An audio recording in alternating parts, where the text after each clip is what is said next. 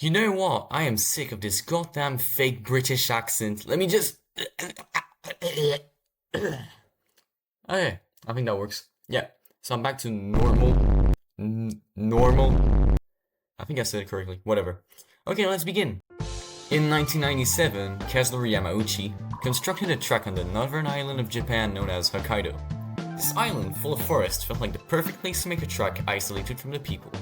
So, this track had pretty much no sound limits since it is quite in a remote area. There's also a river passing straight through the track, so they kinda had to build a bridge.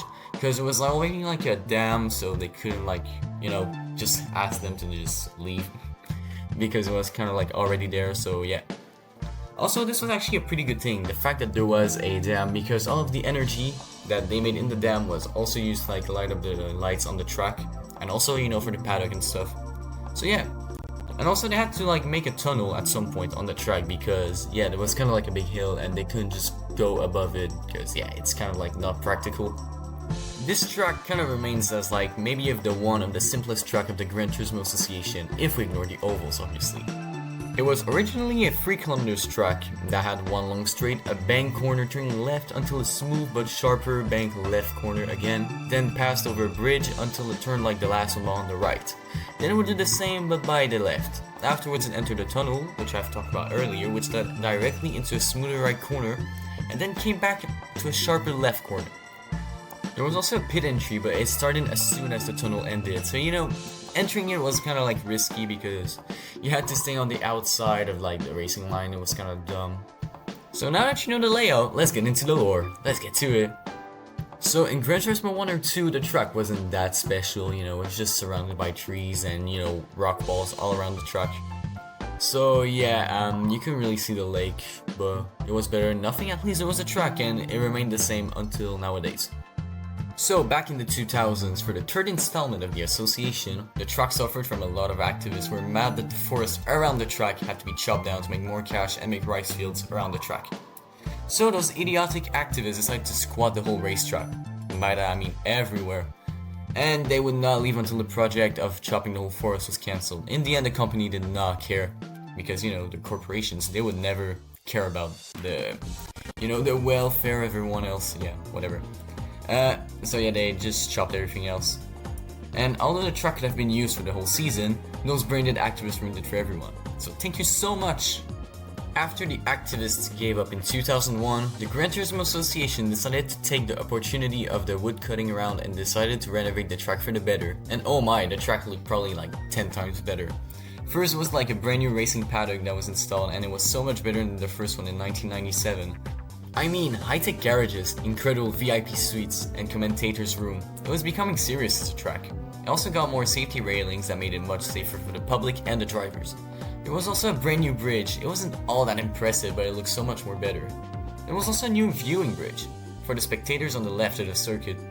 And also they renovated the tunnel because it was kind of getting old. They made it a bit more era fitting for the 2005, And also they installed a big soundproof concrete wall on the right side of the track to compensate for the lack of trees, because the track really lacked trees after the whole wood cutting thing. So, although it didn't look all that much like the original track, it was definitely an upgrade in general. For the 5th installment, the track got more renovations to make it more high-tech track in the series. I mean really high-tech. If you thought it was already futuristic in 2005, imagine 5 years later. The garages were the engineers' favorites. Also, there was a lot of places for the spectators that got a roof over them because, rain is pretty common on this island. Also, the bridge got revamped and it ended up looking like something out of the Frutiger Aero aesthetic. I don't know if you guys know what I mean, but... So in other words, this track became the favorite of the fans and also for the drivers. But sadly, the pit lane was still there and it was not any better than before. In 2013, we can say that it didn't change a bit. I mean, why would we change something that's perfect? Let's hope it lasts for a while. In 2015, the FIA partnered with the Gran Turismo Association to make the best racing since forever. But that led to some fatal consequences. Every single original circuits of Gran Turismo got closed by the FIA for not being safe enough, and they were not good enough for the overtakes, so until changes were made, no tracks would come back for their calendar. The GT Association had a lot of work to do, thanks to the FIA for ruining the fun once again, like in every single sport. In 2022, the greatest news was heard. High Speed Ring was coming back. People got very hyped with this.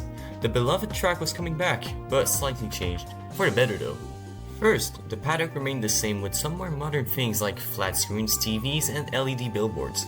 The corners remained the same until the tighter second corner with a slight bank. So not that different.